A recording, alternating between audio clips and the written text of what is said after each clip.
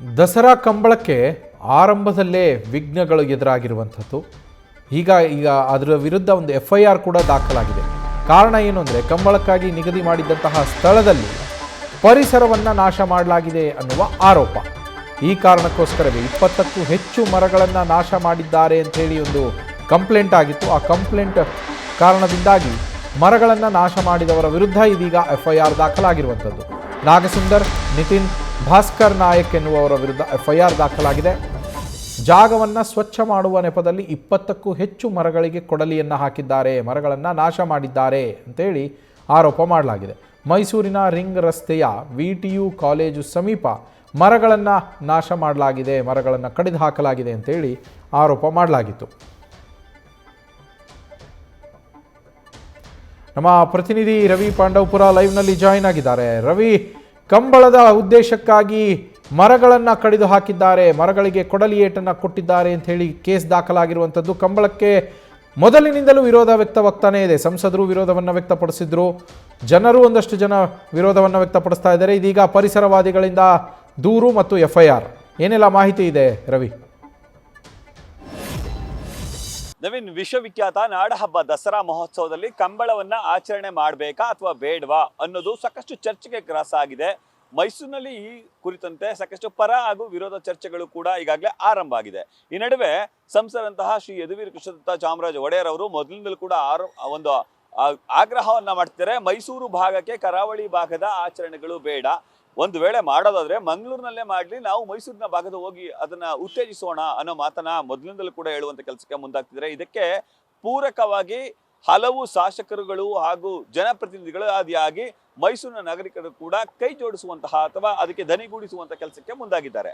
ಇನ್ನು ಮತ್ತೊಂದೆಡೆ ಸರ್ಕಾರ ಮಾಡಿಯೇ ತೀರುವಂತಹ ನಿರ್ಧಾರಕ್ಕೆ ಬರ್ತಿದೆ. ಕಾರಣ, ಆ ಒಂದು ಸ್ಥಳ, ಯಾವ ಸ್ಥಳವನ್ನ ನಿಗದಿ ಮಾಡಿದ್ದಾರೆ, ಮೈಸೂರಿನ ರಿಂಗ್ ರಸ್ತೆಯ ಸಮೀಪ ಇರುವಂತಹ VTU ಕಾಲೇಜಿನ ಆವರಣ, ಅದೆಲ್ಲವನ್ನು ಕೂಡ ಈಗ ಶುಚಿಗೊಳಿಸುವಂತ ಕೆಲಸಕ್ಕೆ ಮುಂದಾಗ್ತಿದ್ದಾರೆ. JCB ಯಂತ್ರಗಳ ಮೂಲಕ ಕ್ರೀಡಾ ಇಲಾಖೆ ಸೇರಿದಂತೆ ಹಲವು ಇಲಾಖೆಗಳು ಅವುಗಳನ್ನೆಲ್ಲವೂ ಕೂಡ ಸರಿಪಡಿಸುವಂತ ಕೆಲಸಕ್ಕೆ ಮುಂದಾಗ್ತಾರೆ. ಅಂದ್ರೆ ಸಮತಟ್ಟು ಮಾಡುವುದು ಅಥವಾ ಕಂಬಳಕ್ಕೆ ಬೇಕಾದಂತಹ ಹಾದಿಯನ್ನ ನಿರ್ಮಾಣ ಮಾಡುವುದು, ಹೀಗೆ ಹಲವು ರೀತಿಯ ಕಾರ್ಯವೈಖರಿಗಳನ್ನ ಮಾಡುವಂತ ಕೆಲಸಕ್ಕೆ ಮುಂದಾಗಿದ್ದಾರೆ. ಇದೇ ಸಂದರ್ಭಕ್ಕೆ ಆ ಸ್ಥಳದಲ್ಲಿ ಇದ್ದಂತಕ್ಕ 20ಕ್ಕೂ ಹೆಚ್ಚು ಮರಗಳನ್ನ ಹನನ ಮಾಡಲಾಗಿದೆ. ಇದಕ್ಕಾಗಿ ಪರಿಸರ ವಿರೋಧಿಗಳು ಸಾಕಷ್ಟು ವಿರೋಧವನ್ನ ವ್ಯಕ್ತಪಡಿಸಿದ್ದಾರೆ, ಆಕ್ರೋಶವನ್ನ ವ್ಯಕ್ತಪಡಿಸಿದ್ದಾರೆ. ಕಂಬಳದ ನೆಪದಲ್ಲಿ ಪರಿಸರವನ್ನ ಹಾಳು ಮಾಡ್ತಿದ್ದೀರಿ ಅಂತ ಹೇಳಿ ಅವರು ಕಿಡಿಕಾರುವಂತ ಕೆಲಸಕ್ಕೆ ಮುಂದಾಗಿದ್ದಾರೆ. ರಾಜ್ಯ ಸರ್ಕಾರ ಮತ್ತು ಸರ್ಕಾರಕ್ಕೂ ಕೂಡ ಪತ್ರವನ್ನ ಬರೆಯುವಂತ ಕೆಲಸಕ್ಕೆ ಮುಂದಾಗಿದ್ದಾರೆ.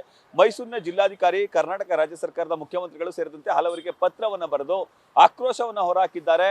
ಕಾಡು ಜಾತಿಯ 20ಕ್ಕೂ ಹೆಚ್ಚು ಮರಗಳನ್ನ ಇಲ್ಲಿ ಕಡಿದು ಹಾಕಲಾಗಿದೆ, ಇದರಿಂದಾಗಿ ಪರಿಸರಕ್ಕೆ ಧಕ್ಕೆ ಆಗುತ್ತೆ ಅನ್ನೋದು ಒಂದು ಮಾತಾದ್ರೆ, ಈ ಒಂದು ಭೂಮಿ ಅಂದ್ರೆ ಕಂಬಳ ನಡೆಸುವಂತಹ ಭೂಮಿಯಲ್ಲಿ ಮುಂದಿನ ದಿನಗಳಲ್ಲಿ ಯಾವುದೇ ಉಳುಮೆಯನ್ನ ಮಾಡ್ಲಿಕ್ಕಾಗಲ್ಲ, ಕೃಷಿ ಪದ್ಧತಿಗಳು ಅಥವಾ ಕೃಷಿ ಚಟುವಟಿಕೆಗಳು ಸ್ಥಗಿತ ಆಗ್ತವೆ ಅನ್ನೋದು ಅವರ ಒಂದು ವಾದ ಆಗಿದೆ.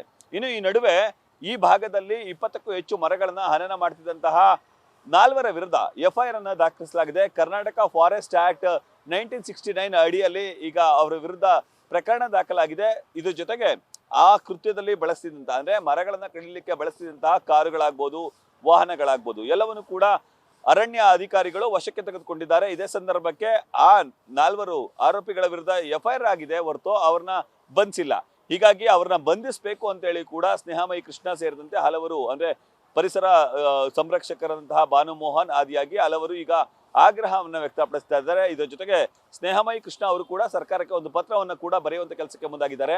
ಮೊದಲಿಗೆ ನೀವು ದಸರಾದಲ್ಲಿ ಪಾಲ್ಗೊಳ್ಳುವಂತಹ ಕಲಾವಿದರಿಗೆ ಗೌರವವನ್ನು ಕೊಡಿ, ಅವರಿಗೆ ಗೌರವ ಧನವನ್ನು ಹೆಚ್ಚಳ ಮಾಡಿ, ಅದನ್ನು ಬಿಟ್ಟು ಈ ರೀತಿ ಕಂಬಳದ ನೆಪದಲ್ಲಿ ಕೋಟ್ಯಾಂತರ ರೂಪಾಯಿ ವೆಚ್ಚವನ್ನ ಯಾಕೆ ಮಾಡ್ತೀರಿ ಅನ್ನೋದು ಅವರ ಮೂಲಭೂತ ಪ್ರಶ್ನೆ ಆಗಿದೆ. ಮತ್ತೆ ಆ ಪ್ರಶ್ನೆಯನ್ನು ಇಟ್ಕೊಂಡು ಅವರು ಸರ್ಕಾರಕ್ಕೆ ಕೂಡ ಪತ್ರವನ್ನು ಬರೆಯುವಂತ ಕೆಲಸಕ್ಕೆ ಮುಂದಾಗಿದ್ದಾರೆ.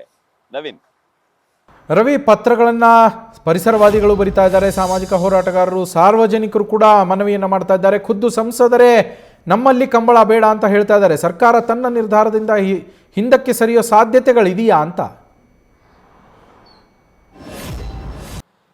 ನವೀನ್, ಈಗ ಪ್ರಾಥಮಿಕ ಹಂತದಲ್ಲಿ ಗಮನಿಸೋದಾದ್ರೆ ಸಾಕಷ್ಟು ವಿರೋಧಗಳು ವ್ಯಕ್ತ ಆಗ್ತಿದೆ. ಒಂದೆಡೆ ಕಂಬಳ ಮಾಡೋದು ಬೇಡವೇ ಬೇಡ, ಕರಾವಳಿ ಆಚರಣೆ ಭಾಗದ ಆಚರಣೆ ನಮ್ಮ ಮೈಸೂರಿಗೆ ಯಾಕೆ ಅನ್ನೋದು ಈಗ ಮುಖ್ಯವಾದ ಪ್ರಶ್ನೆ. ಜೊತೆಗೆ ಕರಾವಳಿ ಆಚರಣೆಯನ್ನ ಅಲ್ಲೇ ಮಾಡಲಿ, ದಸರಾ ಸಂದರ್ಭದಲ್ಲಿ ಸಾಕಷ್ಟು ಕಾರ್ಯಕ್ರಮಗಳು ಆಗುತ್ತೆ, ಜೊತೆಗೆ ಆ ಕಾರ್ಯಕ್ರಮಗಳಿಂದಾಗಿ ಮೂಲ ದಸರಾಗೆ ಧಕ್ಕೆ ಉಂಟಾಗ್ತಿದೆ. ಫಾರ್ ಎಕ್ಸಾಂಪಲ್ ಈಗ ಹಿಂದೆ ಪಂಜಿನ ಕವಾಯತು ಮೈದಾನದಲ್ಲಿ ಪಂಜಿನ ಕವಾಯತು ನಡೀತಿತ್ತು. ಮೊದಲಿಗೆ ಎಲ್ಲರೂ ಕೂಡ ಪಂಜಿನ ಕವಾಯತನೇ ಎಲ್ಲರೂ ಕೂಡ ಕಣ್ತುಂಬಿಕೊಳ್ಳಿಕ್ಕೆ ಬರ್ತಿದ್ರು.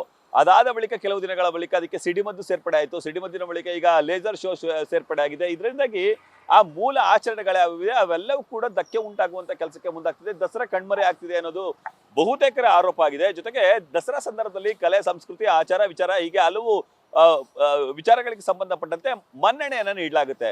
ಅತಿ ಹೆಚ್ಚು ಇಲ್ಲಿ ಸಂಗೀತ ಕಾರ್ಯಕ್ರಮಗಳಿಗೆ ಮತ್ತೆ ಈ ದಸರಾ ಸಂದರ್ಭದಲ್ಲಿ ನಡೀತಿದ್ದಂತಹ ಆಚರಣೆಗಳಿಗೆ ಹೆಚ್ಚು ಒತ್ತನ್ನು ನೀಡಬೇಕಾಗುತ್ತೆ. ಆದ್ರೆ ಇತ್ತೀಚಿನ ದಿನಗಳಲ್ಲಿ ಅವೆಲ್ಲ ಕೂಡ ಒಂದೊಂದೇ ಆಗಿ ಕಣ್ಮರೆ ಆಗ್ತಿದೆ ಅನ್ನೋದು ಮೈಸೂರಿನ ನಾಗರಿಕರು ಜೊತೆಗೆ ಸುತ್ತಮುತ್ತಲ ಈ ಭಾಗದ ಜನರ ಆರೋಪ ಆಗಿದೆ. ಇದ್ರ ಜೊತೆಗೆ ಈಗ ಕಂಬಳ ಸೇರ್ಪಡೆ ಆದ್ರೆ ಜನರು ಕೂಡ ಸಾಕಷ್ಟು ಡೈವರ್ಟ್ ಆಗ್ತಾರೆ. ದಸರೆಯಲ್ಲಿ ಬಂತು, ಕರಾವಳಿ ಆಚರಣೆಯಲ್ಲಿ ಬಂತು.